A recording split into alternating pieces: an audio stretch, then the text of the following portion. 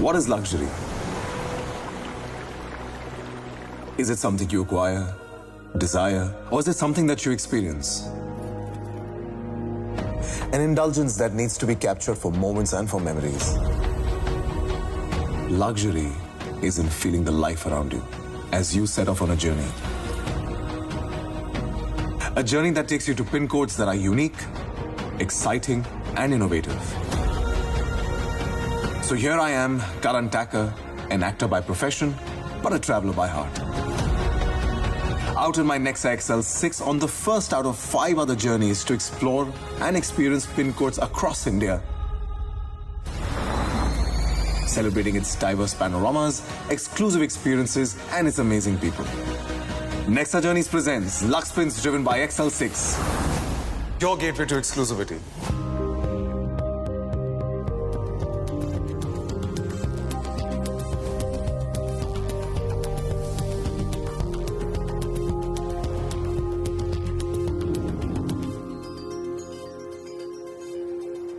So, Karan, can you tell me, how was your experience in Goa?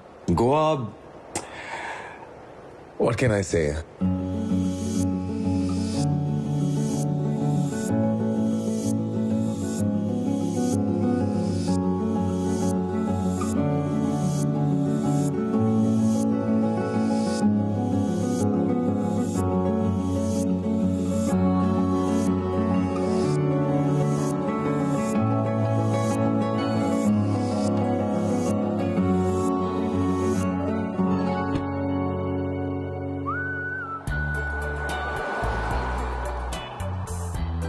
You know, I've been coming to Goa since, I think, a good 15, 17 years. I've always come in the summers, but coming to Goa in the monsoon is absolutely different experience.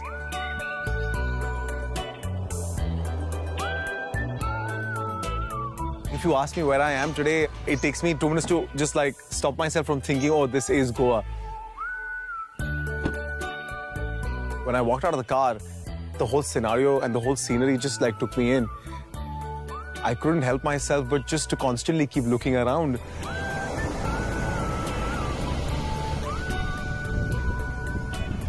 And that's the beauty of Goa, that you've got this entire side that the world knows, and this entire tranquil side to Goa, which luckily I'm getting to explore.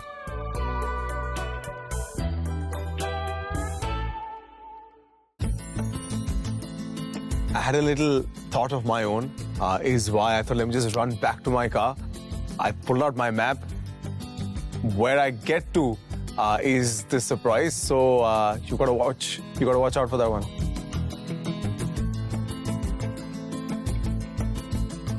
So what I punched into my Smart Play Pro system is a pin code of exactly where I'm planning to go.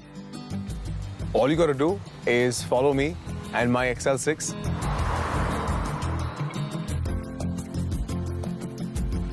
XL6 is synonymous with luxury and detailing, and that's exactly what it delivers. And I'm quite impressed with the car because, especially when you're driving on the highways, you want to make sure you're on a car that makes you feel protected and feels really grounded when you're driving. And that's exactly what the car did. We've all come to Goa, had a drink, but I think it's really charming to see as to where it all started from. We all know that Feni is the pride of Goa. So why not go to where it all started from? This is the first time that I've come into like the forest land to kind of explore Goa in its true nature. We're from big cities and we're usually used to seeing fruits and vegetables that are like on a daily basis, like of consumption. But when you walk into the forest and you see these wild berries and you suddenly see this burst of color, that makes you stop. It's a different sound, it's a different music. It just takes you in, you know, and it just like suddenly shuts you up. And it just like lets you be. You hear that? That's exactly what.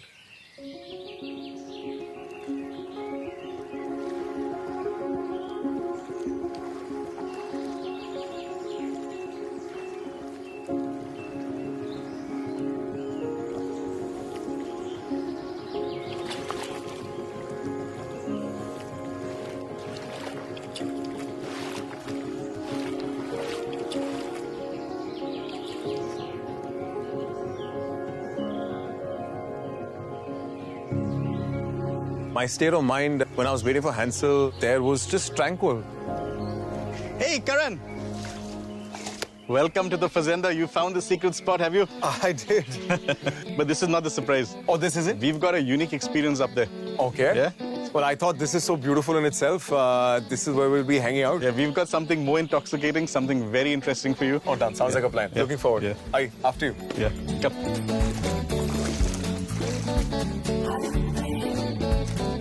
So this is actually the first stage of fermentation, and so we collect the fruits, we drop them here, and we twist them. So this is interesting because we stomp it. Okay. What's interesting is Goa is the only place in the world where we don't pluck a cashew. We pick it up from the ground. Which makes sense because A, you need like the most ripe fruit to kind of make feni.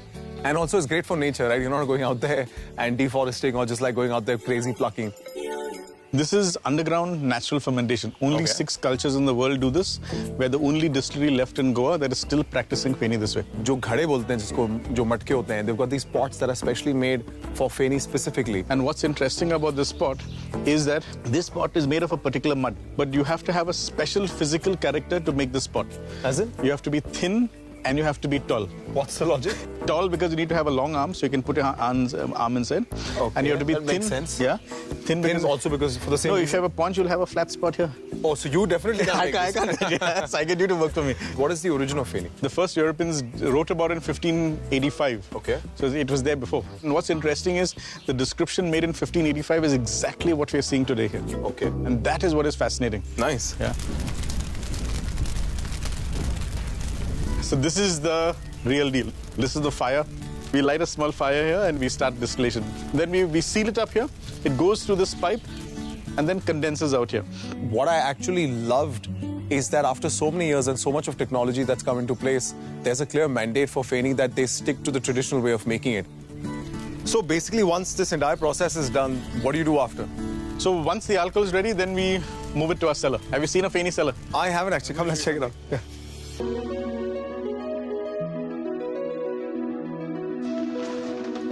Wow. This is it. This is the cellar. Hansel? The oldest ones are about 250 years old, those ones. And the youngest are about 40 years old. I think it's a very, very pretty setup. Yeah. You know what's interesting? Everyone has cellars made out of wooden barrels. Correct. There isn't a cellar that has glass. Exactly. And I found this really interesting because we ingeniously started resting feni in it. We didn't age. So aging is a technical term for wood. Okay. We uniquely rested them in glass. And so feni kind of rounded off. This drink has perspective. Yeah. I mean, you can actually pick up this glass, look at it, and you can actually feel there is a story behind, there's a tangible difference, and it's not shallow. True. I think that's the big thing about this drink. This is our culture, this is our story, and this is what it is. No, I love the sense of tradition behind it. There is a clear mandate that the traditional way is the only way. Only way. We didn't want to kind of mass produce it. We said we make it this way. This is a culture that's 450 years old. I mean, who are we to change it today? True. So when I walked into the cellar, you know, the entire setup has got this mystique to it, you know, because you've got these kanch ke barrels that are like ancient old, and it's beautiful that they've kept them just the way they were.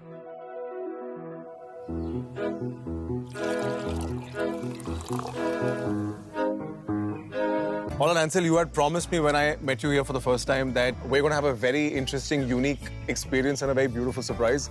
And most importantly, I think I'm very parched. I'm very thirsty. You owe me some feni now. So you've seen the artisanal process. Okay. Now we're going to taste the spirit here. We got a massive spread for you. So it's a food pairing and a tasting, sir. Oh, that's quite interesting.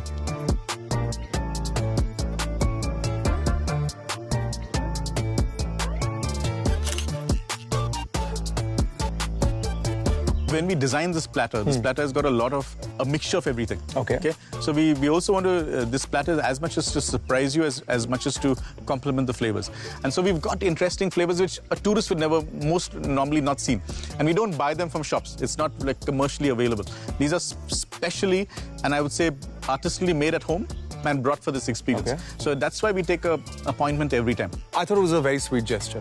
I mean, who doesn't like personalized things done just for you? So I thought it was very nice of Hansel. So the idea was if you've been for a wine tasting, you already have an idea. If you come for a whiskey tasting, you already have an idea. So my thing is if you came for a feni tasting, it has to be completely different. So we cannot compare and compete. So, so we laid the law according to the way we wanted it. So we're going to change this Punjabi to now start liking Feni. Then I'm with you on that, man. Let's try this. Okay. All right, let's try this. You need to pop it up properly. Come on. Yeah. Full muscle. You got those muscles, use them. Ah, yeah, that's good. Yeah, big clap for you. Oh, that smells very nice, yeah? Okay, so let's do this together. Anyway, so what we're going to do, we're going to separate your palate from your nose. Okay, this is very interesting because cashew is a very different spirit. So what I'm going to do, close your nose with one hand. Okay, and just roll it on your tongue. Okay, take a small sip. Don't leave your nose. Okay. Roll it in your tongue. Your tongue can taste only 5 things: sweet, sour, bitter, spicy, and umami. What did you taste? I did like a berryish sort of a flavor. Okay, and taste any spice? Something's burning. Burning. So that's spice. So cashew is a very spicy spirit. When you're sipping alcohol or when you're sipping a drink, you want to kind of break it down into what are the different flavors that you're getting and what's the base flavor. So that's what he was trying to do. Yeah, I quite enjoyed it. Can I get a hit again? Now you can do it. Now you can do it. Take a small sip and look at your platter and tell me what you feel like eating. I feel like eating an apple. Green apple or red apple? See, I knew I was good at this. So I've got green apple and red apple. Okay. Smell both, taste both, and tell me which one is right. Because this platter is designed to please you, to complement the flavors that you're drinking, and also to confuse you. So one is a confuser, one is the real one. I'd like to say green apple. Absolutely right. So what goes best is the guava cheese. Have you tried guava cheese before? Guava cheese? No, I haven't. Right. Is there the brown one? Yeah, the brown one. Now taste the Feni.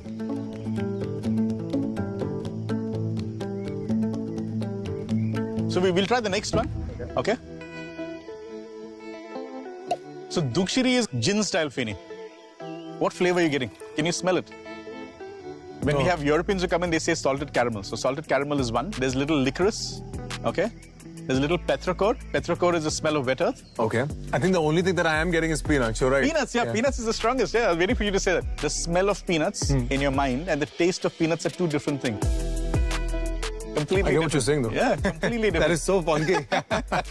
But what tastes really cool is the black thing. What are you looking at? What is that? Try it. It's called a pinagre. It's made of toasted rice. We've got a surprise. You've been very well behaved and a small gift you'd like to give you. Yeah, a prelude. Thank you. Prelude to the... That is so sweet of you. Yeah. Thank you. Yeah.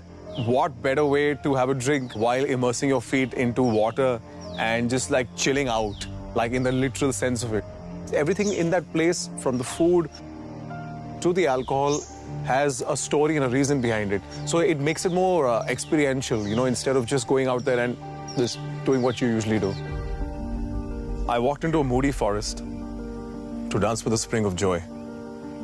I stared at the trees, whistled back at the birds. A spirit greeted me and introduced me to life. An enchanted life. Someone has rightly said, life can only be understood backwards, but it must be lived forward. And to appreciate the present, I decided to travel back in the past. My next pin code was a 17th century Portuguese fort with a commanding view of the Arabian Sea, now converted into a luxurious heritage hotel. When I was driving to the fort, the only thing that I could think about is how did people like pick up all those stones, you know, put them together, create this entire fort? I don't know, just the thought of a fort always is just so fascinating. That the minute I walked in, the entire color tone in my head just changed from color to black and white, because that's how the 17th century might have been. Just the expanse of it, you know, the way it's placed literally in the middle of nowhere and it's on the top of a mountain. First thing that you see is this massive door, you know, with these spikes on it. And it makes you realize that, you know, the time that all this was made must have been such a tough time, because, you know, the constant idea of creating a fort to make your defense stronger.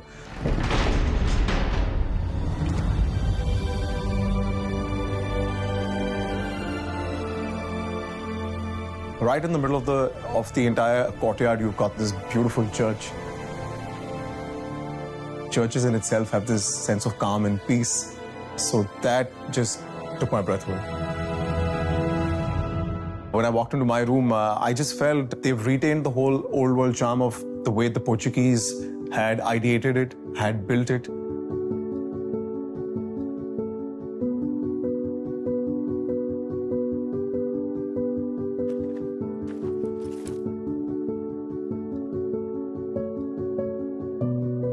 personally love four-polster beds. There's this whole vintage feeling to the entire bed. Like, in terms of the fabric used, it's not like they can't change it, but I like the fact that they've retained it like the way they have. Having these large ceilings, and if you like look up, you get to see that it's actually like the way things used to be back in the day. This view is amazing. I love it. I love it. You know, I love the ocean. You know, William Shakespeare infamously said, "What is this life so full of care? We have no time to stand and stare."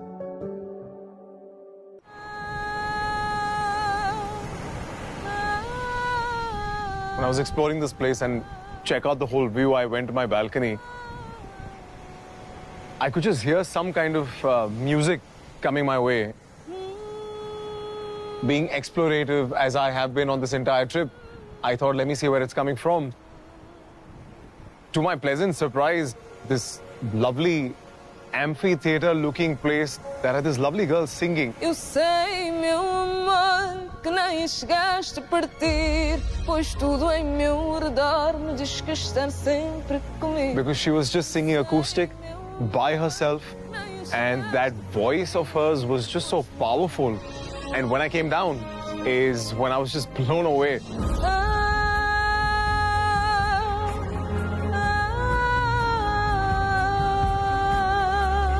I, in fact, have never seen anything like an opera before, and it was very unique in its own way, and it was very new, because I've also never heard Fado before, and I've never seen anyone perform it. Pois tudo em meu redor me diz que estar sempre. Wow. Thank you very, very much. That was really nice. Thank you. Why don't you start telling me about the kind of music that you were singing? Okay, so what I just did was a fado. It's Fado. Fado, yes, exactly. And basically fado means fate Fate. and destiny. Okay. And it's a form of music which is, you know, it's very expressive, and it dates back also to the 1820s. Okay. You know, when you were singing, I was just thinking that what makes you come probably all the way to Fort Terracol? This is a beautiful place, and the fado that I sang is called Barco Negro. Barco Negro. Barco Negro. Just enjoying saying this. So, Barco Negro, it means black boat. Okay. And the poem translates, the old women on the beach are saying that my lover will never return. Are you the first generation that got into singing Fado, or you've got like family members who also sing? I have my background, which is into music. Okay. So my dad was a very well-known drummer, and my mom was a dancer, ballroom dancer. Okay. So, you know, there was rhythm at home. Do you think like the kind of music that you sing, would it ever like transpire into like mainstream cinema? I wouldn't say no. Of course, we would have to work out, because there's a structure we follow in the fado, which we would have to then, you know, work out in cinema. But I can see a future for it. Fado is being modernized now. So earlier it was just these two instruments that you used, while now there's fusions happening. Must be so tough, yeah? It's so tough to kind of just stick to your roots while moving forward. It's It's not a very easy. intimate experience to have it in a closed room, you know, where the acoustics are good. Right. But if you're going to have it completely outdoors, then of course you would have to plug in and things like that. Correct. So it kind of loses Correct. It's charm. authenticity, I would say. Yeah. Nice. No, wonderful to have met you, and what a lovely too. performance. Thank you very much. Lovely seeing you. Likewise.